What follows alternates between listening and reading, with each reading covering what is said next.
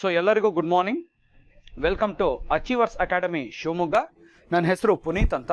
So ಇವತ್ತು ನಾನು general science subject ಮೇಲೆ FDA SDA ಕೆಲವೊಂದು ಕಾಂಪಿಟೇಟಿವ್ ಎಕ್ಸಾಮ್ಸ್ಗೆ ಯಾವ ರೀತಿ ಜನರಲ್ ಸೈನ್ಸನ್ನು ಕೇಳ್ತಾರೆ ಅನ್ನೋದನ್ನು ನಾನಿವತ್ತು ಡಿಸ್ಕಸ್ ಮಾಡ್ತಾ ಹೋಗ್ತೇನೆ.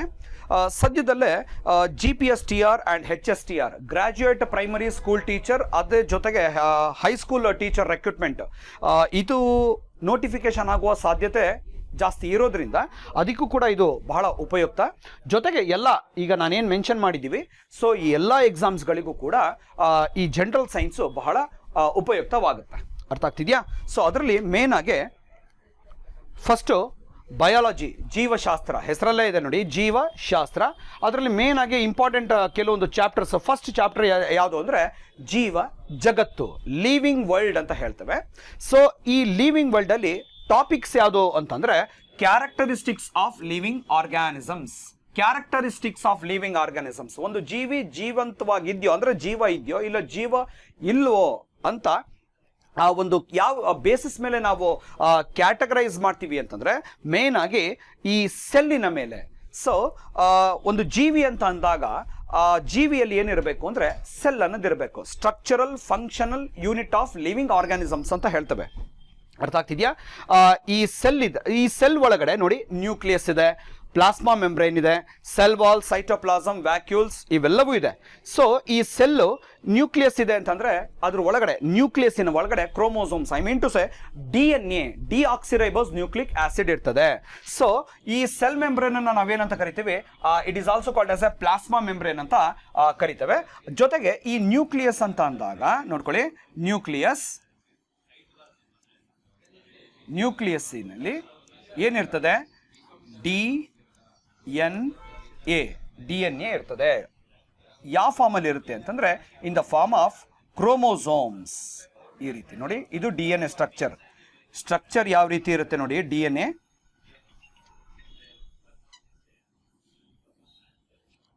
ಈ ಥರ. ಇದನ್ನು ನಾವು ಟ್ವಿಸ್ಟೆಡ್ ಲ್ಯಾಡರ್ ಲೈಕ್ ಸ್ಟ್ರಕ್ಚರ್ ಅಂತ ಕರಿತೀವಿ. ಈ DNA ಕಂಡುಹಿಡಿದಂತಹ ಆ ವ್ಯಕ್ತಿಗಳು ವ್ಯಾಟ್ಸನ್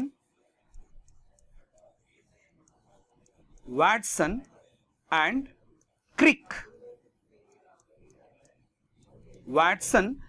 ಕ್ರಿಕ್. ಹಾಗಾಗಿ ಈ ಇಬ್ಬರು ವ್ಯಕ್ತಿಗಳು DNA ಕಂಡುಹಿಡಿತಾರೆ. ಹಾಗಾಗಿ ಇದನ್ನು ನಾವು Watson and Crick model of DNA ಅಂತ ನಾವು ಕರಿಬಹುದು. ಅದಾದ್ಮೇಲೆ ಸೊ ಸೆಕೆಂಡ್ ಒನ್, ಸಸ್ಯಗಳಲ್ಲಿನ ಜೀವಕ್ರಿಯೆಗಳು, ಲೈಫ್ ಪ್ರಾಸೆಸ್ ಇನ್ ಪ್ಲಾಂಟ್ಸ್. ಇದರಲ್ಲಿ ಸಬ್ ಟಾಪಿಕ್ ಯಾವುದು ಅಂತಂದರೆ ವಿಸರ್ಜನೆ, ಟ್ರಾನ್ಸ್ಪಿರೇಷನ್ ಅಂತ ಹೇಳ್ತೇವೆ. ಮರಗಿಡಗಳು ತಮ್ಮ ಆವಿಯನ್ನು ಸೂರ್ಯನ ಶಾಖಕ್ಕೆ ಕಳೆದುಕೊಳ್ಳುವಂತಹ ಒಂದು ಪ್ರಕ್ರಿಯೆ. The loss of water which is takes place from the stomata is called as A transpiration ಅಂತ ಕರಿತೇವೆ. ಸ್ನೇಹಿತರೆ, ಲೈಫ್ ಪ್ರಾಸೆಸಿಂಗ್, ಸಸ್ಯಗಳಲ್ಲಿನ ಜೀವಕ್ರಿಯೆಗಳು ಬೇರೆ, ಅದೇ ರೀತಿ ಮನುಷ್ಯನ ಜೀವಕ್ರಿಯೆಗಳೇ ಬೇರೆ. ಯಾವ ರೀತಿ ಮನುಷ್ಯನಲ್ಲಿ ಜೀವಕ್ರಿಯೆಗಳು ಯಾವುದಾಗ್ತದೆ ನೋಡ್ಕೊಳ್ಳಿ. First life process in humans ಅಂತ ಅಂದಾಗ ಫಸ್ಟು ಅದರಲ್ಲಿ ನ್ಯೂಟ್ರಿಷನ್ ಪೋಷಣೆ ಅಂತ ಹೇಳ್ತವೆ. ಅದರ ಜೊತೆಗೆ ರೆಸ್ಪಿರೇಷನ್ ಅಂತ ಕರಿತೇವೆ, ಉಸಿರಾಟ. ಜೊತೆಗೆ ಡೈಜೆಷನ್, ಜೀರ್ಣಕ್ರಿಯೆ. ಸರ್ಕ್ಯುಲೇಷನ್ ರಕ್ತ ಸಾಕಾಣಿಕೆ. ಜೊತೆಗೆ ಎಕ್ಸ್ಕ್ರೀಷನ್ ವಿಸರ್ಜನೆ. ಸಸ್ಯಗಳಲ್ಲಿನ ಜೀವಕ್ರಿಯೆಗಳು, ಲೈಫ್ ಪ್ರಾಸೆಸ್ ಇನ್ ಪ್ಲಾಂಟ್ಸ್, ಅದರಲ್ಲಿ ವಿಸರ್ಜನೆ, ಟ್ರಾನ್ಸ್ಪಿರೇಷನ್ ಅಂತ ಕರಿತೇವೆ. ಮರಗಿಡಗಳು ತಮ್ಮ ಆವಿಯನ್ನು ಸೂರ್ಯನ ಶಾಖಕ್ಕೆ ಕಳೆದುಕೊಳ್ಳುವಂತ ಕ್ರಿಯೆ. Loss of water takes place in the plants is called as A transpiration. ಅದೇ ರೀತಿ life process in humans R animals, ಪ್ರಾಣಿಗಳಲ್ಲಿ, ಮನುಷ್ಯರಲ್ಲಿ ಯಾವ ರೀತಿ ಆಗ್ತದೆ ಅಂದರೆ first nutrition, respiration, digestion, circulation, excretion. ಪೋಷಣೆ, ಉಸಿರಾಟ, ಜೀರ್ಣಕ್ರಿಯೆ, ರಕ್ತ ಸಾಕಾಣಿಕೆ ಮತ್ತೆ ವಿಸರ್ಜನೆ. ಇದು ಈ ಸೈಕಲ್ನ ನಾವೇನಂತ ಕರಿತೀವಿ ಅಂತಂದ್ರೆ ಲೈಫ್ ಪ್ರಾಸೆಸ್, ಜೀವ ಕ್ರಿಯೆಗಳು ಅಂತ ಕರಿತೇವೆ.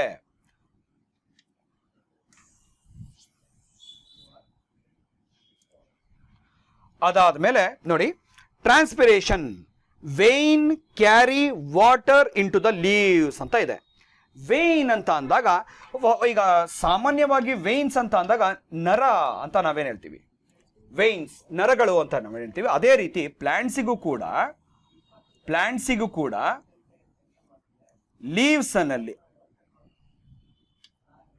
ಪ್ಲಾಂಟ್ಸ್ ಅಲ್ಲೂ ಕೂಡ ಲೀವ್ಸ್ ಅಲ್ಲಿ ವೇನ್ಸ್ ಇರ್ತದೆ ನೋಡಿ, ಈ ತರ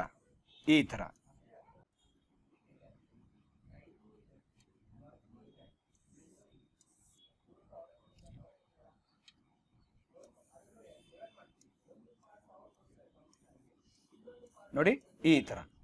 ಸೊ ವೇನ್ಸ್ ಅಂದಾಗ ಯಾವ ರೀತಿ ನಮ್ಮ ಕೈಗಳಲ್ಲಿ ನರಗಳು ಕಾಣುತ್ತೋ ಹಾಗೆ ಎಲೆಯಲ್ಲೂ ಕೂಡ ವೇನ್ಸ್ ಅನ್ನ ಕಾಣುತ್ತೆ. ಸೊ ಅದೇ ರೀತಿ ಒಂದು ಸಸ್ಯ, ಒಂದು ಪ್ಲಾಂಟ್ ಅಂತ ಏನಿದೆ, ಈ ಪ್ಲಾಂಟು ರೂಟ್ಸ್ ಇಂದ ಅಂದ್ರೆ ಸಾಯಿಲ್ ಅಲ್ಲಿ ಇರುವಂತಹ ನ್ಯೂಟ್ರಿಯೆಂಟ್ಸ್ ನ ಅಬ್ಸರ್ವ್ ಮಾಡಿಕೊಂಡು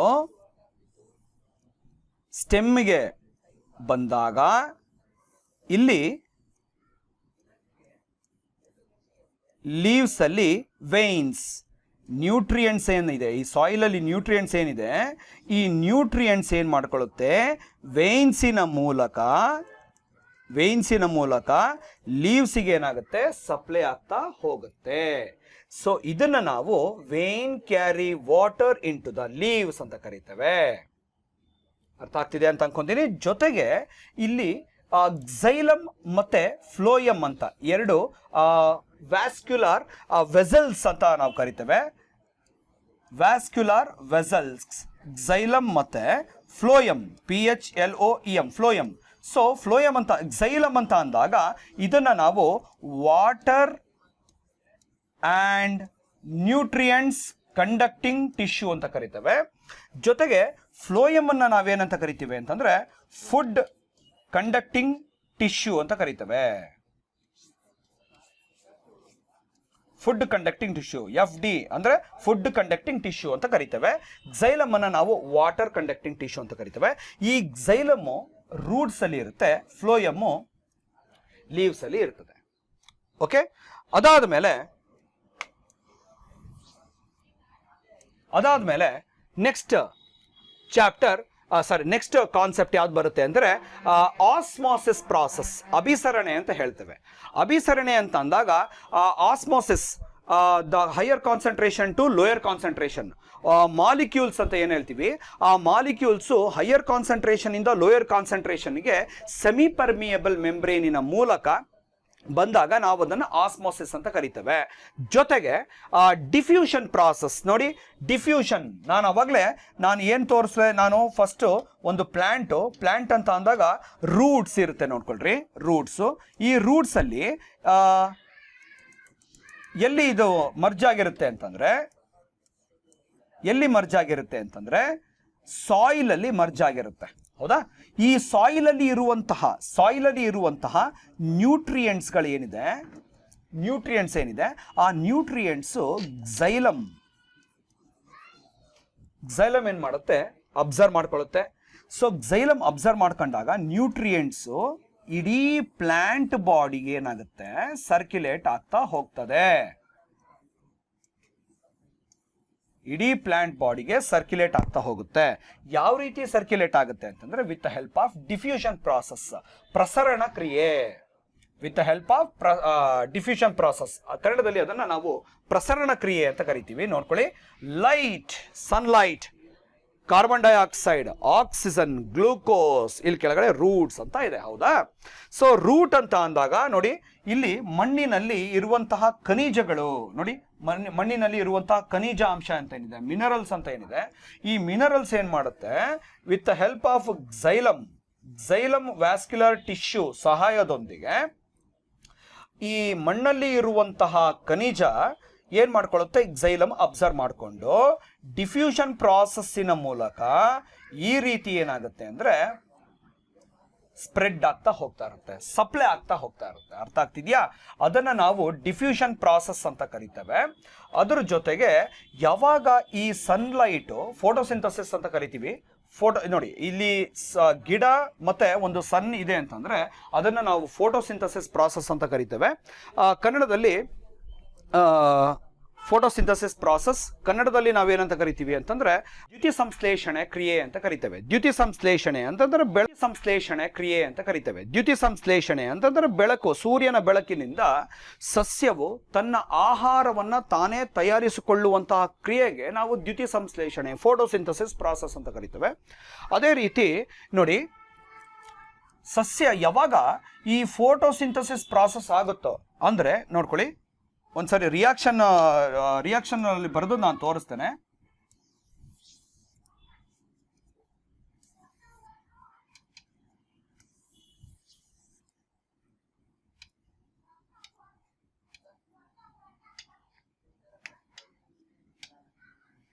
ರಿಯಾಕ್ಷನ್ ಅಲ್ಲಿ ಯಾವ ರೀತಿ ಬರಿಬಹುದು ಅಂತಂದ್ರೆ ನೋಡ್ಕೊಳ್ಳಿ,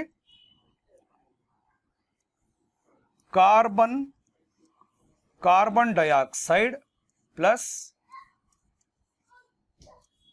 ವಾಟರ್,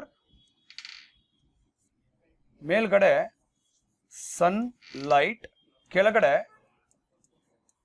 ಕ್ಲೋರೋಫಿಲ್.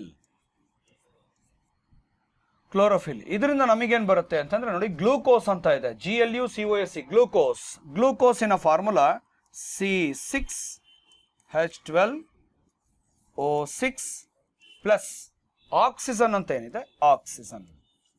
ಇದನ್ನ ನಾವು ಯಾವ ರಿಯಾಕ್ಷನ್ ಅಂತ ಕರಿತೀವಿ ಅಂತಂದ್ರೆ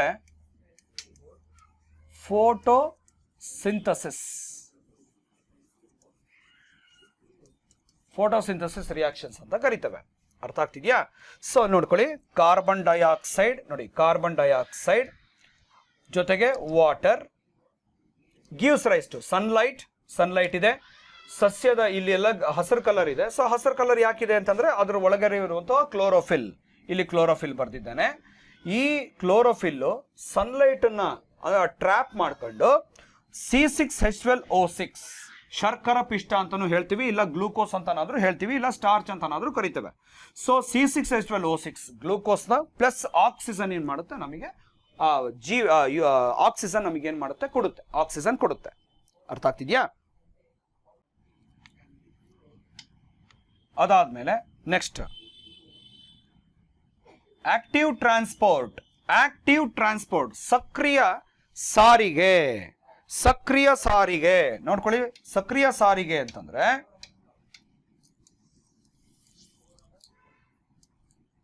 ನೋಡಿ, active transport, higher concentration energy for active transport, cellular respiration. So cellular respiration, mitochondria ಜೊತೆಗೆ ಮೆಗ್ನೀಷಿಯಂ ಅಯಾನ್ಸ್ ಅಂತ ಇದೆ, ನೈಟ್ರೇಟ್ಸ್ ಅಂತ ಇದೆ. So nitrates, magnesium ions, energy for the active transport, cellular respiration ಅಂತ ನಾವೇನು ಹೇಳ್ತೀವಿ. So responsible for all energy that the cell uses ಅಂತ ಇದೆ. ನೋಡ್ಕೊಳ್ಳಿ, ಸೆಲ್ಯುಲಾರ್ ರೆಸ್ಪಿರೇಷನ್ ಅಂತಂದ್ರೆ ಏನು? First of all cellular respiration ಹೆಸರಲ್ಲೇ ಇದೆ, ಸೆಲ್ ರೆಸ್ಪಿರೇಷನ್ ಯಾವ ರೀತಿ ಆಗ್ತದೆ. ಆಮೇಲೆ ಮೈಟೋಕಾಂಡ್ರಿಯಾ ಅಂತ ಏನಿದೆ, ಇದು power house of the cell ಅಂತ ನಾವು ಕರಿತೇವೆ. It is called as A power house of the cell. Active transport, energy for active transport, cellular respiration, and it is responsible for all energies that the cell uses. ಈ ಮೈಟೋಕಾಂಡ್ರಿಯಾದಲ್ಲಿ glucose break down to release energy, glucose break down into energy ಯಾವ ರೀತಿ ಆಗುತ್ತೆ ಅಂತಂದ್ರೆ ನೋಡ್ಕೊಳ್ಳಿ, ಯಾವ ರೀತಿ ಆಗುತ್ತೆ. ಫಸ್ಟ್ C6H12O6 ಇದನ್ನು ನಾವು ಗ್ಲೂಕೋಸ್ ಅಂತ ಕರಿತೇವೆ. ಈ ಗ್ಲೂಕೋಸು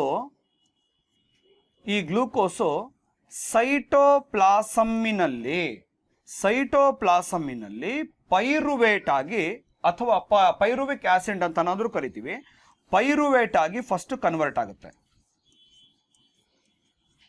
ಪೈರುವೇಟ್ ಆಗಿ ಕನ್ವರ್ಟ್ ಆಗುತ್ತೆ. ಸೊ ಆಮೇಲೆ ಈ ಪೈರುವೇಟ್ ಅಂತ ಏನಿರುತ್ತೆ, ಪೈರುವೇಟು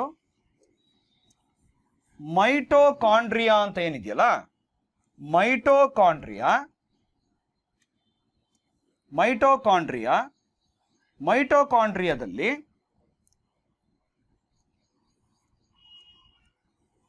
carbon dioxide plus water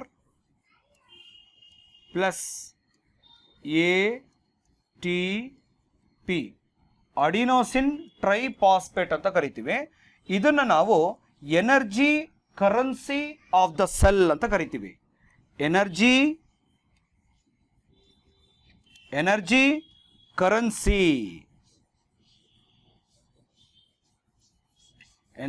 currency of cell. ಒಂದು ಸೆಲ್ಲು ಎನರ್ಜೈಸ್ ಆಗಬೇಕು ಅಂತಂದ್ರೆ ATP ಅಡಿನೋಸಿನ್ ಟ್ರೈಫಾಸ್ಫೇಟ್ ಅಂತ ಕರಿತೀವಿ. ಅಡಿನೋಸಿನ್ ಟ್ರೈಫಾಸ್ಫೇಟ್ ಇದು ಸೆಲ್ಯುಲಾರ್ ರೆಸ್ಪಿರೇಷನ್. ಏನು ಬರ್ದಿದ್ದೀನಿ ಸೆಲ್ಯುಲಾರ್ ರೆಸ್ಪಿರೇಷನ್ ಏನು ಮೆನ್ಷನ್ ಮಾಡಿದ್ದೀನಲ್ಲ, ಈ ಸೆಲ್ಯುಲಾರ್ ರೆಸ್ಪಿರೇಷನ್ ಅಲ್ಲಿ ಆಗುವಂತಹ ಒಂದು ಕೆಮಿಕಲ್ ರಿಯಾಕ್ಷನ್ ಅನ್ನು ನಾನು ಬರ್ದಿದ್ದೀನಿ. ಫಸ್ಟ್ ಗ್ಲೂಕೋಸ್ ನಮ್ಮ ಬಾಡಿಯಲ್ಲಿ ಇರುವಂತಹ ಸೈಟೋಪ್ಲಾಸಮ್ ಅಲ್ಲಿ ಪೈರುವೇಟ್ ಆಗುತ್ತೆ. ಪೈರುವೇಟ್ ಇದ್ದಿದ್ದು ಮೈಟೋಕಾಂಡ್ರಿಯಾದಲ್ಲಿ carbon dioxide, water, ATP. Mitochondria breaks glucose to release energy ಅಂತ ಇದೆ ನೋಡಿ.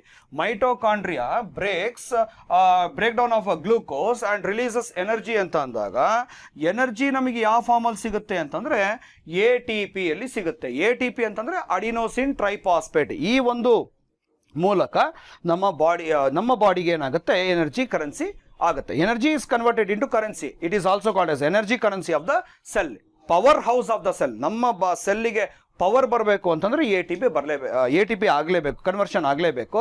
ಅದೇ ರೀತಿ ಪ್ಲಾಂಟ್ಸಲ್ಲೂ ಕೂಡ, ಸಸ್ಯದಲ್ಲೂ ಕೂಡ ನಾನಿಲ್ಲಿ ಏನು ಮಾಡ್ತಾ ಇದ್ದೀನಿ ಅಂತಂದ್ರೆ ನಮ್ಮ ಬಾಡಿಗೂ ಸಸ್ಯದಲ್ಲಿ ಆಗುವಂತಹ ರಿಯಾಕ್ಷನಿಗೂ ವ್ಯತ್ಯಾಸವನ್ನ ನಾನು ತಿಳಿಸ್ಕೊಡ್ತಾ ಇದ್ದೀನಿ. ಅರ್ಥ ಆಗ್ತಿದೆ ಅಂತ ಅನ್ಕೊಂಡು ಸೊ ಅದನ್ನು ನಾವು ಆಕ್ಟಿವ್ ಟ್ರಾನ್ಸ್ಪೋರ್ಟ್ ಅಂತ ಕರಿತೇವೆ. ಇಲ್ಲಿ ಹೈಯರ್ ಕಾನ್ಸಂಟ್ರೇಷನ್ ಮೆಗ್ನೀಷಿಯಂ ಅಯಾನ್ಸ್ ನೋಡ್ಕೊಳ್ಳಿ. ಇಲ್ಲಿ ಒಂದು ಪ್ಲಾಂಟ್ ಇದೆ, ಪ್ಲಾಂಟು ಸಾಯಿಲಲ್ಲಿ ಏನಾಗಿದೆ ಅಂತಂದರೆ ರೂಟ್ಸ್ ಮರ್ಜ್ ಆಗಿದೆ.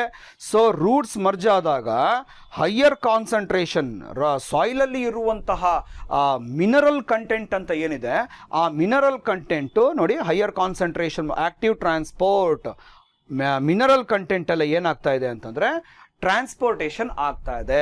ಆಕ್ಟಿವ್ ಟ್ರಾನ್ಸ್ಪೋರ್ಟ್ ಅಂತ ನಾವು ಅದನ್ನು ಕರಿತೇವೆ. ಅದಾದ ಮೇಲೆ ಸಸ್ಯಗಳಲ್ಲಿ ಆಹಾರದ ಸಾಕಾಣಿಕೆ ಆಗುವಂತಹ ರಾಸಾಯನಿಕ ಕ್ರಿಯೆಗಳು,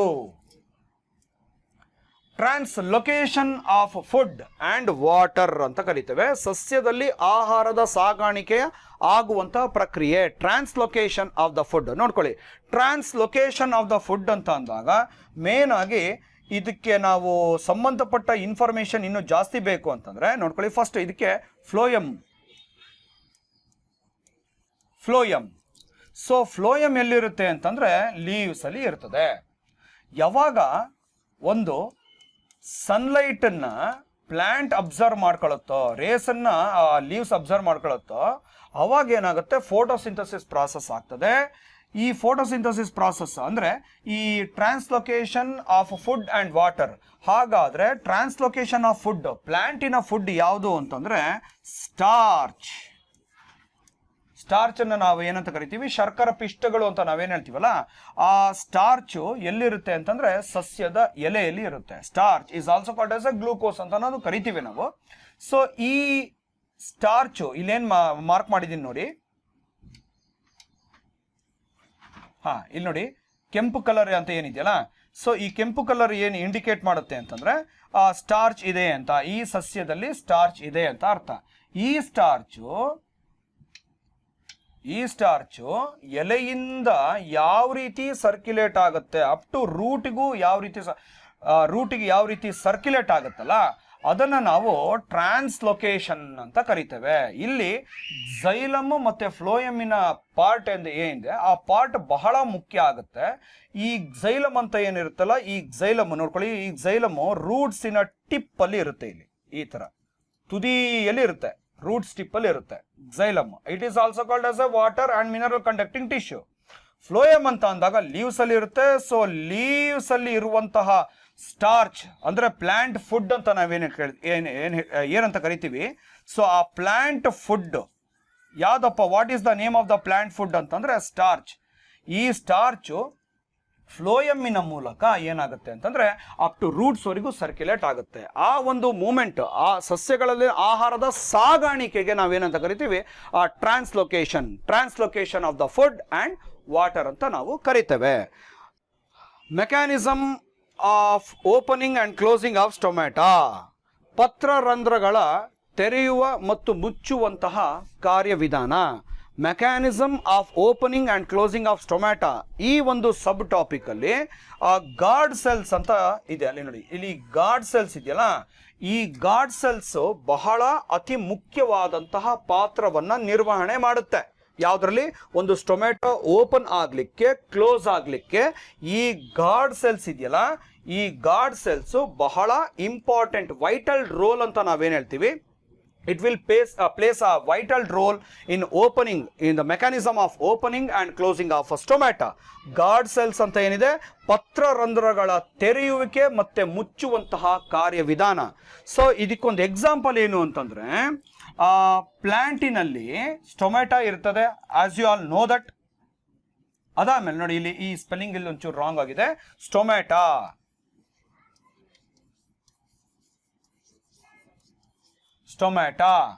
ಅಲ್ಲೂ ಕೂಡ ಸ್ಟೋಮಾ ಅಂತ ಇದೆ, ಅದೊಂಚೂರು ಕರೆಕ್ಟ್ ಮಾಡ್ಕೊಳ್ಳಿ. STOMATA, stomata. ಸೊ ಸ್ಟೊಮ್ಯಾಟಾ ಅಂತ ಅಂದಾಗ ನೈಟ್ ಹೊತ್ತು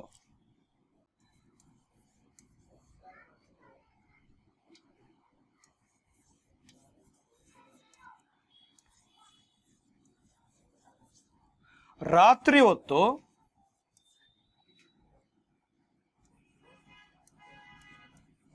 ಹಗಲು ಹೊತ್ತು. ಸೊ ಡೇ ಟೈಮಲ್ಲಿ ಈ ಸ್ಟೊಮ್ಯಾಟಾ ಇದೆಯಲ್ಲ, ಸ್ಟೊಮ್ಯಾಟಾ ಓಪನ್ ಆಗಿರ್ತದೆ. ರಾತ್ರಿ ಹೊತ್ತಲ್ಲಿ ಕ್ಲೋಸ್ ಆಗಿರುತ್ತೆ. ಪತ್ರರಂಧ್ರಗಳ ತೆರೆಯುವ ಮತ್ತೆ ಮುಚ್ಚುವಂತಹ ಕಾರ್ಯವಿಧಾನ, opening and closing of stomata ಅಂತಾನೆ ಇದ್ರೆ, ನೈಟ್ ಹೊತ್ತು ಈ ಸ್ಟೊಮ್ಯಾಟಾ ಏನಾಗಿರುತ್ತೆ, ಅಲ್ಲಿ ಕ್ಲೋಸ್ ಆಗಿರ್ತದೆ. ಅಲ್ಲಿ ಕ್ಲೋಸ್ ಇದೆ ಅಂತಂದ್ರೆ ಏನಂತ ಅರ್ಥ? ನೈಟ್ ಆಗಿದೆ ಅಂತ ಅರ್ಥ. ಅದಾದ್ಮೇಲೆ ಸ್ಟೊಮ್ಯಾಟಾ ಇಲ್ಲಿ ನೋಡಿ ಓಪನ್ ಆಗಿದೆ ಅಂತಂದ್ರೆ ಯಾವಾಗ ಏನಾಗಿದೆ ಅಂತ ಅರ್ಥ? ಬೆಳಗಾಗಿದೆ, I mean to say day ಆಗಿದೆ, ಹಗಲಾಗಿದೆ ಅಂತ ಅರ್ಥ. ಸೊ ಹಗಲೊತ್ತು ಸ್ಟೊಮ್ಯಾಟಾ ಓಪನ್ ಆಗಿರೋದ್ರಿಂದನೇ ನಮಗೇನಾಗುತ್ತೆ, ಈ ಆಕ್ಸಿಜನ್ ಏನಾಗ್ತದೆ ಅಂದ್ರೆ ಸ್ಟೊಮ್ಯಾಟೋದಿಂದ ಏನು ಸಿಗುತ್ತೆ ಅಂದ್ರೆ ನಮಗೆ ಆಕ್ಸಿಜನ್ ಬರ್ತದೆ. ಉಸಿರಾಡಕ್ಕೆ ಅಂದ್ರೆ ಜೀವಿಗಳ ಉಸಿರಾಡುವ ಕ್ರಿಯೆಗೆ, ಜೀವಿಗಳ ಉಸಿರಾಡಲಿಕ್ಕೆ ಈ ಸ್ಟೊಮ್ಯಾಟಾ ಏನು ಮಾಡುತ್ತೆ ಅಂದರೆ ಆಕ್ಸಿಜನ್ ಕೊಡುತ್ತೆ. ಯಾವಾಗ? ಡೇ ಟೈಮಲ್ಲಿ. ನೈಟ್ ಟೈಮಲ್ಲಿ ಈ ಸ್ಟೊಮ್ಯಾಟಾ ಏನಿರುತ್ತೆ ಕ್ಲೋಸ್ ಆಗಿರ್ತದೆ.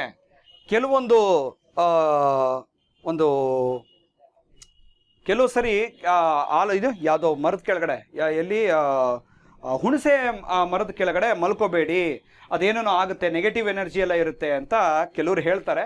ಆದರೆ ಅವೆಲ್ಲ ಶುದ್ಧ ಸುಳ್ಳು. ಯಾಕೆ ಅಂತಂದರೆ ಆ ನೈಟ್ ಹೊತ್ತು ಮರ ಏನು ಬಿಡ್ತಾ ಇರುತ್ತೆ ಅಂತಂದರೆ ಕಾರ್ಬನ್ ಡೈಆಕ್ಸೈಡ್. ನೈಟ್ ಹೊತ್ತು ಏನು ಜಾಸ್ತಿ ಯಾವ ಅನಿಲ ಬಿಡುಗಡೆ ಮಾಡ್ತಾ ಇರುತ್ತೆ ಅಂತಂದರೆ ಕಾರ್ಬನ್ ಡೈಆಕ್ಸೈಡ್ ಬಿಡುಗಡೆ ಮಾಡ್ತಾ ಇರುತ್ತೆ. ಸೊ ಹಾಗಾಗಿ ಆ ಒಂದು ಕಾರಣದಿಂದ ನಮಗೊಂದು ಸ್ವಲ್ಪ ನೈಟ್ ಹೊತ್ತು ಮರದ ಕೆಳಗೆ ಮಲ್ಕೊಂಡಾಗ ನಮಗೆ ಸ್ವಲ್ಪ ಉಸಿರು ಕಟ್ಟಿದಾಗ ಆಗುತ್ತೆ. ಯಾಕೆ ಉಸಿರು ಕಟ್ಟಿದಾಗ ಆಗುತ್ತೆ ಅಂತಂದರೆ ಆ ಒಂದು ಸೈಂಟಿಫಿಕ್ ರೀಸನ್, ವೈಜ್ಞಾನಿಕತೆ ಹಿನ್ನೆಲೆಯಲ್ಲಿ ಕಾರ್ಬನ್ ಡೈಆಕ್ಸೈಡ್ ಅನ್ನೋದು ಏನು ಮಾಡ್ತಾ ಇರುತ್ತೆ, ಮರ ಆಚೆ ಬಿಡ್ತಾ ಇರುತ್ತೆ. ಅಂದರೆ ಅನಿಲ ಏನು ಮಾಡ್ತಾ ಇರುತ್ತೆ, ಆ ಕಾರ್ಬನ್ ಡೈಆಕ್ಸೈಡ್ ಅನಿಲ ಏನಾಗ್ತಾ ಇರುತ್ತೆ, ಹೊರ ಬರ್ತಾ ಇರುತ್ತೆ. ಹಾಗಾಗಿ ನಮಗೊಂದು ಸ್ವಲ್ಪ ಉಸಿರು ಕಟ್ಟಿದಾಗ ಆದಾಗ ವಿ ಫೀಲ್ ಸಫೋಕೇಶನ್, ಉಸಿರು ಕಟ್ಟುವಿಕೆ ಆಗ್ತದೆ ಕಾರ್ಬನ್ ಡೈಆಕ್ಸೈಡ್ ಇರೋದ್ರಿಂದ. ಹಾಗಾಗಿ ಕೆಲವೊಂದು ನೆಗೆಟಿವ್ ಎನರ್ಜಿ ಇರುತ್ತೆ, ಅದು ಇದು ಶುದ್ಧ ಸುಳ್ಳು. ಮೇನ್ ರೀಸನ್ ಏನು ಅಂತಂದ್ರೆ ನೈಟ್ ಹೊತ್ತು ಮರ ಮತ್ತು ಗಿಡಗಳಿಂದ ಏನು ರಿಲೀಸ್ ಆಗ್ತಾ ಇರುತ್ತೆ ಅಂತಂದ್ರೆ ಕಾರ್ಬನ್ ಡೈಆಕ್ಸೈಡ್ ರಿಲೀಸ್ ಆಗ್ತಾ ಇರುತ್ತೆ. ಹಗಲೊತ್ತು ಏನಾಗ್ತಾ ಇರುತ್ತೆ ಅಂತಂದ್ರೆ ನಮಗೆ ಸ್ಟೊಮ್ಯಾಟಾ ಓಪನ್ ಆಗಿರೋ ಕಾರಣ ಆಕ್ಸಿಜನ್ ಉಸಿರಾಡಕ್ಕೆ ಸಿಗ್ತಾ ಇರ್ತದೆ. So mechanism of opening and closing of stomata, ಪತ್ರರಂಧ್ರಗಳ ತೆರೆಯುವಿಕೆ ಮತ್ತು ಮುಚ್ಚುವಂಥ ಕಾರ್ಯ ವಿಧಾನ. ಅದಾದಮೇಲೆ ನೆಕ್ಸ್ಟ್ ಟಾಪಿಕ್ ಏನು ಅಂತಂದರೆ ಗಟೇಷನ್. ನೋಡ್ಕೊಳ್ಳಿ, ಚಿತ್ರವನ್ನು ನೋಡ್ಕೊಳ್ಳಿ. ಗಟೇಷನ್ ಅಂತ ಅಂದಾಗ small opening on the under side of the leaves are called as a stomata ಅಂತ ಇದೆ. ಈ ಸ್ಟೊಮ್ಯಾಟಾ ನೋಡ್ಕೊಳ್ಳಿ, ಈ ಎಲೆ ನಾವು ಮೈಕ್ರೋಸ್ಕೋಪ್ ಅಲ್ಲಿ ನೋಡಿದಾಗ we can see stomata exchange of gases carbon dioxide ಮತ್ತೆ ಆಕ್ಸಿಜನ್ ಏನ್ ಮಾಡ್ತಾ ಇರುತ್ತೆ, ಎಕ್ಸ್ಚೇಂಜ್ ವಿನಿಮಯ ಮಾಡ್ಕೊಳ್ತಾ ಇರುತ್ತೆ ಪತ್ರರಂಧ್ರಗಳಿಂದ. ಸೊ ಅದನ್ನ ನಾವು ಟ್ರಾನ್ಸ್ಪಿರೇಷನ್ಸ್ ಅಂತ ನಾವು ಕರಿತೇವೆ. ಅದಾದ್ಮೇಲೆ ನೋಡ್ಕೊಳ್ಳಿ ಎಕ್ಸ್ಚೇಂಜ್ ಆಫ್ ಗ್ಯಾಸಸ್, ಅದಾದ್ಮೇಲೆ ಗಟೇಷನ್. ನೋಡಿ ಆ ಗಟೇಷನ್ ಅನ್ನೋದು ಆ ಚಿತ್ರವನ್ನ ನೋಡೇ ನಾವು ಹೇಳ್ಬಿಡ್ಬೋದು. ಗಟೇಷನ್ ಅಂತಂದ್ರೆ ಇಲ್ಲಿ ಎಲೆ ಇದೆ, ಈ ಎಲೆ ನೋಡ್ಕೊಳ್ಳಿ, ಎಲೆ ಮೇಲ್ಭಾಗದಲ್ಲೆಲ್ಲ ಆಮೇಲೆ ಟಿಪ್ಪಲ್ಲೆಲ್ಲ ವಾಟರ್ ಡ್ರಾಪ್ಲೆಟ್ಸ್ ಬರ್ತಾ ಇದೆ ನೋಡಿ, ವಾಟರ್ ಡ್ರಾಪ್ಲೆಟ್ಸ್ ಇದೆ, ವಾಟರ್ ಡ್ರಾಪ್ಲೆಟ್ಸ್ ನೋಡ್ಕೊಳ್ಳಿ ಕ್ಲಿಯರ್ ಆಗಿ. Water droplets.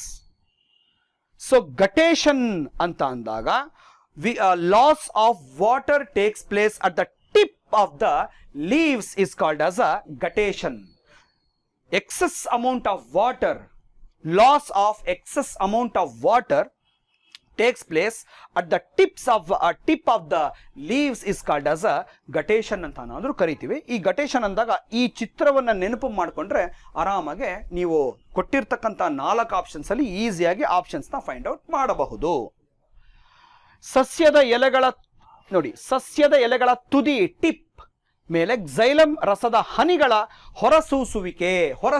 ಕ್ಸೈಲಮ್ ಅಂತ ಅಂದಾಗ ನಾನೇನು ಹೇಳಿದೆ, it is a water conducting tissue ಅಂತ ಅಂದಾಗ ಎಕ್ಸಸ್ ಅಮೌಂಟ್, ಜಾಸ್ತಿ ಪ್ರಮಾಣದಲ್ಲಿ ನೀರು ಹೊರ ಹಾಕಬೇಕಲ್ವಾ. ಸೊ ಅದನ್ನು ನಾವು ಗಟೇಷನ್. ಸಸ್ಯದ ಎಲೆಗಳ ತುದಿ ಅಂತಂದ್ರೆ ಏನು, ಟಿಪ್. ಕ್ಸೈಲಮ್ ರಸದ ಹನಿಗಳ ಹೊರಸೂಸುವಿಕೆಗೆ ನಾವು ಗಟೇಷನ್ ಅಂತ ಕರಿತೇವೆ. ಸುಮಾರು ಸರಿ ರಿಪೀಟ್ ಆಗಿರುವಂತಹ ಕ್ವಶನ್ ಅದು ಗಟೇಷನ್.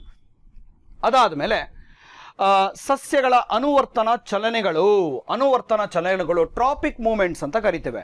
ಟ್ರಾಪಿಕ್ ಮೂಮೆಂಟ್ಸ್ ಇದರಲ್ಲಿ ಒಂದು 5 ಥರದ್ದು ಟ್ರಾಪಿಕ್ ಮೂಮೆಂಟ್ಸ್ ಬರ್ತದೆ. ಅದರಲ್ಲಿ ಫಸ್ಟ್ ಯಾವುದು ಅಂತಂದ್ರೆ ಫೋಟೋಟ್ರೋಪಿಸಮ್, ಜಿಯೋಟ್ರೋಪಿಸಮ್, ತಿಗ್ಮೋಟ್ರೋಪಿಸಮ್, ಹೈಡ್ರೋಟ್ರೋಪಿಸಮ್, ಅದಾದ್ಮೇಲೆ ಕೀಮೋಟ್ರೋಪಿಸಮ್. Once again I repeat, ಫೋಟೋಟ್ರೋಪಿಸಮ್, ಜಿಯೋಟ್ರೋಪಿಸಮ್, ತಿಗ್ಮೋಟ್ರೋಪಿಸಮ್, ಹೈಡ್ರೋಟ್ರೋಪಿಸಮ್ ಮತ್ತೆ ಕೀಮೋಟ್ರೋಪಿಸಮ್. ಫೋಟೋಟ್ರೋಪಿಸಮ್ ಅಂತ ಅಂದಾಗ ಇದರಲ್ಲೇ ಇದೆ ನೋಡಿ, ಫೋಟೋಟ್ರೋಪಿಸಮ್ ಅಂದ್ರೆ sensitive to sunlight, it give response. ವರ್ತನೆ ಸೂರ್ಯನ ಬೆಳಕು ಬಿದ್ದಾಗ, ಒಂದು ಸಸ್ಯದ ಮೇಲೆ ಬಿದ್ದಾಗ ಅದು ತನ್ನ ಅಲ್ಲಿರುವಂತಹ ವರ್ತನೆಯನ್ನ ತೋರಿಸುತ್ತೆ. ಅದಾದ್ಮೇಲೆ ಗುರುತ್ವಾನುವರ್ತನೆ, ಜಿಯೋಟ್ರೋಪಿಸಮ್, ಗ್ರಾವಿಟಿ. ಅದಾದ್ಮೇಲೆ ತಿಗ್ಮೋಟ್ರೋಪಿಸಮ್. ನೋಡ್ಕೊಳ್ಳಿ ಇಲ್ಲಿ ಈ ಸ್ಲೈಡ್ ಅಲ್ಲಿ ಹೈಡ್ರೋಟ್ರೋಪಿಸಮ್, ಕೀಮೋಟ್ರೋಪಿಸಮ್, ಜಿಯೋಟ್ರೋಪಿಸಮ್, ಫೋಟೋಟ್ರೋಪಿಸಮ್ ಇದೆ. ಈ ತಿಗ್ಮೋಟ್ರೋಪಿಸಮ್ ಅಂತ ಇದ್ರೆ ನೋಡ್ಕೊಳ್ಳಿ, ಫಸ್ಟ್ ಒಂದು ಪ್ಲಾಂಟ್ ಇರುತ್ತೆ ಅನ್ಕೊಡ್ರಿ, ಒಂದು ಪ್ಲಾಂಟ್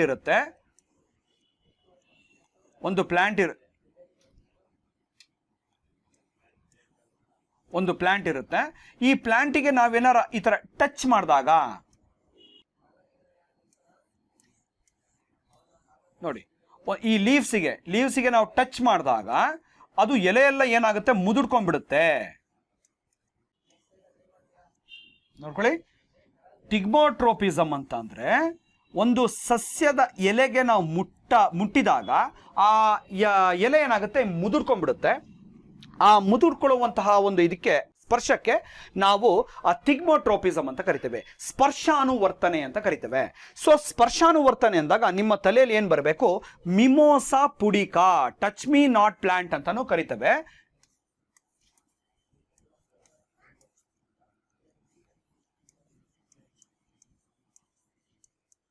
ಮಿಮೋಸಾ ಪುಡಿಕಾ. ಈ ಮಿಮೋಸಾ ಪುಡಿಕಾ ಅಂತ ಏನಿದೆ, ಇದು ಟಚ್ ಮೀ ನಾಟ್ ಪ್ಲಾಂಟ್, ಮುಟ್ಟಿದರೆ ಮುನಿ ಅಂತ ನಾವೇನು ಹೇಳ್ತೀವಿ, ಆ ಒಂದು ಸಸ್ಯದ ವೈಜ್ಞಾನಿಕ ಹೆಸರು ಏನು ಅಂತಂದ್ರೆ ಮುಮೋಸಾ ಪುಡಿಕಾ. ಈ ಮುಮೋಸಾ ಪುಡಿಕಾ ಅಂತ ಅಂದಾಗ ಎಕ್ಸಾಮ್ ಅಲ್ಲಿ ಯಾವ ರೀತಿ ಕ್ವಶನ್ಸ್ ಕೇಳ್ಬೋದು ಅಂತಂದ್ರೆ, ಮುಟ್ಟಿದರೆ ಮುನಿ ಸಸ್ಯದ ವೈಜ್ಞಾನಿಕ ಹೆಸರನ್ನು ಬರೆಯಿರಿ ಅಂತ ಅಂದಾಗ ಮುಮೋಸಾ ಪುಡಿಕಾ. ಅರ್ಥ ಆಗ್ತಿದ್ಯಾ? ಸೊ ಮಿಮೋಸಾ ಪುಡಿಕಾ ಅನ್ನೋದು ಟಚ್ ಮೀ ನಾಟ್ ಪ್ಲಾಂಟ್. ಅದನ್ನ ನಾವು ಯಾವ ಟ್ರೋಪಿಸಮ್ ಅಂತ ಕರಿತೀವಿ ಅಂತಂದ್ರೆ ತಿಗ್ಮೋಟ್ರೋಪಿಸಮ್ ಅಂತಂದ್ರೆ ರೆಸ್ಪಾನ್ಸ್ ಟುವರ್ಡ್ಸ್ ಟಚ್, ಸ್ಪರ್ಶಾನುವರ್ತನೆ. ಜೊತೆಗೆ ಹೈಡ್ರೋಟ್ರೋಪಿಸಮ್ ಅಂತ ಇದೆ. ಸೊ ಹೈಡ್ರೋಟ್ರೋಪಿಸಮ್ ಅಂತ ಅಂದಾಗ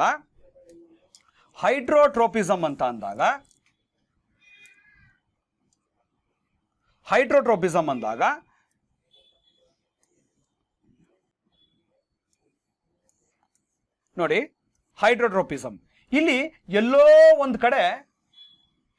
ಕಡೆ ಒಂದು ಕೊಳ ಇರುತ್ತೆ, ಕೊಳದಲ್ಲಿ ನೀರಿರುತ್ತೆ ಅನ್ಕೊಳ್ರಿ. ಸೊ ಹೈಡ್ರೋಟ್ರೋಪಿಸಮ್ ಅಂದಾಗ ಈ ಸಸ್ಯದ ರೂಟ್ಸ್ಗಳಿದಾವಲ್ಲ, ಬೇರು ಅಂತ ಏನಿದೆ, ಈ ಬೇರೇನ್ ಮಾಡುತ್ತೆ, ಈ ಕೊಳದಲ್ಲಿರುವಂತಹ ನೀರಿಗೆ ಹುಡುಕೊಂತ ಹೋಗ್ತಾ ಇರ್ತದೆ. ಸೊ ಈ ರೀತಿಯ ಒಂದು ವರ್ತನೆಗೆ, ಈ ರೀತಿಯ ಒಂದು ಅನುವರ್ತನೆಗೆ ನಾವೇನಂತ ಕರಿತೀವಿ? ಜಲಾನುವರ್ತನೆ ಅಂತ ಕರಿತೀವಿ. ಹೈಡ್ರೋಟ್ರೋಪಿಸಮ್, ರೆಸ್ಪಾನ್ಸ್ ಟುವರ್ಡ್ಸ್ ವಾಟರ್. ನೋಡಿ, ಇಲ್ಲಿ ರಿವರ್ ಇರುತ್ತೆ, ರಿವರಲ್ಲಿ ವಾಟರ್ ಇರುತ್ತೆ ಅನ್ಕೊಳ್ಳಿ. ಈ ಎಲ್ಲೋ ಒಂದು ಕಡೆ ಎಷ್ಟೋ ಕಿಲೋಮೀಟರ್ ಅಲ್ಲಿ ಒಂದು ಪ್ಲಾಂಟ್ ಇರುತ್ತೆ. ಈ ಪ್ಲಾಂಟಿಗೆ ಸರಿಯಾದ ರೀತಿಯಲ್ಲಿ ನೀರು ಸಿಕ್ಕಿರೋದಿಲ್ಲ.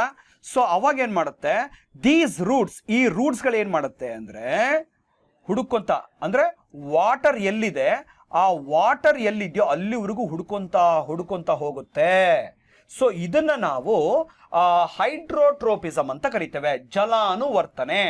ಅದೇ ರೀತಿ ನೆಕ್ಸ್ಟ್ ಕಾನ್ಸೆಪ್ಟ್ ಯಾವುದು ಅಂತಂದ್ರೆ ಕೀಮೋಟ್ರೋಪಿಸಮ್. ಹೈಡ್ರೋಟ್ರೋಪಿಸಮ್ ಆದ್ಮೇಲೆ ನೆಕ್ಸ್ಟ್ ಯಾವುದು ಅಂದ್ರೆ ಕೀಮೋಟ್ರೋಪಿಸಮ್, ರಾಸಾಯನಿಕ ಅನುವರ್ತನೆ ಅಂತ ಕರಿತೀವಿ. ಸೊ ಈ ಸಸ್ಯಗಳ ಅನುವರ್ತನ ಚಲನೆಗಳು, ಟ್ರಾಪಿಕ್ ಮೂವ್ಮೆಂಟ್ ಅಂದಾಗ phototropism, geotropism, thigmotropism, hydrotropism and chemotropism. See, these are the important tropisms takes place in the plants. Okay, so ಈ ಸಸ್ಯಗಳ ಅನುವರ್ತನೆಯ ಚಲನೆಗಳು ಬಹಳ ಮುಖ್ಯವಾಗಿರುವಂತಹ ಸಸ್ಯಗಳ ಅನುವರ್ತನ ಚಲನೆಗಳು. ಅದಾದ್ಮೇಲೆ ನೆಕ್ಸ್ಟ್ ಸಸ್ಯದ ಬೆಳವಣಿಗೆ ಹಾರ್ಮೋನ್. ಈಗ ಒಬ್ಬ ಮನುಷ್ಯ ಬೆಳಿಬೇಕು ಅಂತ ಅಂದಾಗ ದೈಹಿಕವಾಗಿ, ಮಾನಸಿಕವಾಗಿ ಅವನಿಗೆ ಕಾರಣ ಆಗೋದು ಒಂದು ಗ್ಲ್ಯಾಂಡ್. ಆ ಗ್ಲ್ಯಾಂಡ್ ಹೆಸರೇ ಪಿಟ್ಯೂಟರಿ ಗ್ಲ್ಯಾಂಡ್.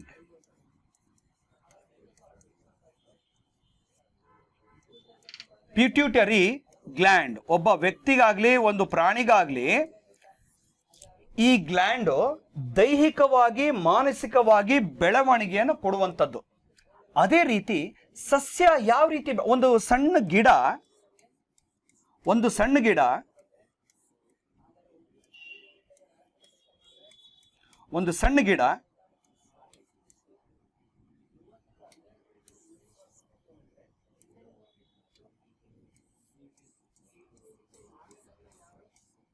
ಒಂದು ಗಿಡ ಮರವಾಗಿ ಬೆಳಿಬೇಕು ಅಂತಂದ್ರೆ, ನೋಡ್ರಿ, ಮರವಾಗಿ ಬೆಳಿಬೇಕು ಅಂತಂದ್ರೆ ಯಾವ ಹಾರ್ಮೋನ್, ಪಿಟ್ಯೂಟರಿ ಗ್ಲ್ಯಾಂಡ್ ಯಾವ ರೀತಿ ಮನುಷ್ಯನಲ್ಲಿ ಸಹಾಯ ಮಾಡುತ್ತೋ, ಅದೇ ರೀತಿ ಒಂದು ಗಿಡ ಮರವಾಗಿ ಬೆಳಿಬೇಕು ಅಂತಂದ್ರೆ ಇಲ್ಲಿ ಎಲ್ಲ ಹಾರ್ಮೋನುಗಳು ಅತ್ಯವಶ್ಯಕ.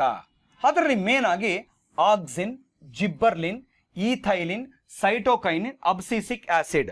ಆಮೇಲೆ ಇನ್ನೊಂದು ಏನು ಅಂತಂದ್ರೆ ಒಂದು ಕಾಯಿ ಹಣ್ಣಾಗಲಿಕ್ಕೆ, ರೈಪನಿಂಗ್ ಆಫ್ ಫ್ರೂಟ್ಸ್, ಮಾವಿನ ಹಣ್ಣಾಗಿ ಕನ್ವರ್ಟ್ ಆಗಬೇಕು, ಮಾವಿನ ಹಣ್ಣಾಗಿ ಕನ್ವರ್ಟ್ ಆಗಬೇಕು ಅಂದ್ರೂ ಸಹ ಈ ಪ್ಲಾಂಟ್ ಹಾರ್ಮೋನ್ಸ್ ಬಹಳ ಮುಖ್ಯ ಆಗುತ್ತೆ. ಅದೇ ರೀತಿ ಆಕ್ಸಿನ್ ನೋಡ್ಕೊಳ್ಳಿ, ಇಲ್ಲಿ ಫಸ್ಟ್ ಆಕ್ಸಿನ್.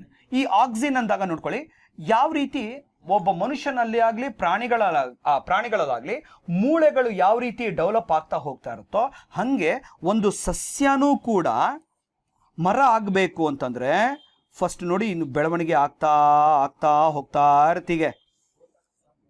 ಈ ತರ ಬೆಳವಣಿಗೆ ಆಗಲು ಕಾರಣ ಆಗಿರುವಂತಹ ಯಾವ ಸಸ್ಯದ ಹಾರ್ಮೋನ್ ಅಂತಂದ್ರೆ ಆಕ್ಸಿನ್ ಅಂತ ಹೇಳ್ತವೆ. ಅರ್ಥ ಆಗ್ತಿದ್ಯಾ? ಸೊ ನೆಕ್ಸ್ಟ್ ಕ್ಲಾಸ್ ಅಲ್ಲಿ ಜಿಬ್ಬರ್ಲಿನ್ ಅಂದ್ರೆ ಏನು, ಈ ಥೈಲಿನ್ ಅಂದ್ರೆ ಏನು, ಸೈಟೋಕೈನಿನ್ ಅಂಡ್ ಅಬ್ಸಿಸಿಕ್ ಆಸಿಡ್, ಈ ಒಂದು ಕಾಯಿ ಹಣ್ಣಾಗಲಿಕ್ಕೆ ಈ ಯಾವ ಒಂದು ಪ್ಲಾಂಟ್ ಹಾರ್ಮೋನ್, ಯಾವ ಒಂದು ಸಸ್ಯದ ಹಾರ್ಮೋನು ಕಾರಣ ಆಗುತ್ತೆ ಅನ್ನೋದನ್ನ ಮುಂದಿನ ತರಗತಿಯಲ್ಲಿ ನಾನು ತಿಳಿಸ್ಕೊಡ್ತೀನಿ. ಸೊ ಎಲ್ಲರಿಗೂ ನಮಸ್ಕಾರ. ಹಾಗೇನೆ ಕೊನೆಯದಾಗಿ ಕೊನೆಯದಾಗಿ ನಮ್ಮ ಒಂದು ಅಚೀವರ್ಸ್ ಅಕಾಡೆಮಿ ಅಂತ ಏನಿದೆ, ಅಚೀವರ್ಸ್ ಅಕಾಡೆಮಿ ಟೆಲಿಗ್ರಾಮಲ್ಲೂ ಕೂಡ ಅವೈಲಬಿಲಿಟಿ ಇದೆ, ಅಚೀವರ್ಸ್ ಶೌರ್ಯ ಅಂತ. ಜೊತೆಗೆ ನಾವು ಯಾವುದೇ ಒಂದು ಕಾಂಪಿಟೇಟಿವ್ ಎಕ್ಸಾಮ್ಸಿಗೆ, ಯಾವುದೇ ಕಾಂಪಿಟೇಟಿವ್ ಎಕ್ಸಾಮ್ಸ್ ಆಗಲಿ, ಫ್ರೀ ಸ್ಟಡಿ ಮೆಟೀರಿಯಲ್ ಸಿಗುತ್ತೆ for central and state government exams, daily newspaper, concept wise study material, FDA SDAಗೆ ಸಂಬಂಧಪಟ್ಟಿರುವಂತಹ ಕನ್ನಡ ಮೆಟೀರಿಯಲ್ಲು, PSIಯಲ್ಲಿ essay, precis writing and translation ಅನುವಾದ, ಅದೇ ಜೊತೆಗೆ previous year question paper, model question paper, daily current affairs, weekly monthly magazines, ಜೊತೆಗೆ important video classes, recruitment notification, ಇವೆಲ್ಲನೂ ನಿಮ್ಮ ಸುಲಭವಾಗಿ ನಿಮ್ಮ ಮೊಬೈಲಲ್ಲೇ ಮಾಡ್ಕೋದು ಬೈ ವಾಟ್ಸಪ್. ನೋಡಿ, ವಾಟ್ಸಪ್ ಗ್ರೂಪ್ ಇದೆ ನಮ್ಮದು, ವಾಟ್ಸಪ್ ಗ್ರೂಪು. ಈ ವಾಟ್ಸಪ್ ಗ್ರೂಪಲ್ಲಿ ನೀವು ಹೋದರೆ ಈ ನಮ್ಮ ಅಚೀವರ್ಸ್ ಅಕಾಡೆಮಿ ಅಂತ ಏನಿದೆ, ಆ ಅಚೀವರ್ಸ್ ಅಕಾಡೆಮಿ, ಅಚೀವರ್ಸ್ ಶೌರ್ಯ ಟೆಲಿಗ್ರಾಮಲ್ಲೂ ಸಿಗುತ್ತೆ, ವಾಟ್ಸಪ್ಪಲ್ಲೂ ಅವೈಲಬಿಲಿಟಿ ಇರುತ್ತೆ. ಸೊ ಇಷ್ಟು ಹೇಳ್ತಾ ಇವತ್ತಿನ ಕ್ಲಾಸ್ ನಾನು ಮುಗಿಸ್ತಾ ಇದ್ದೀನಿ. ನಮಸ್ಕಾರ.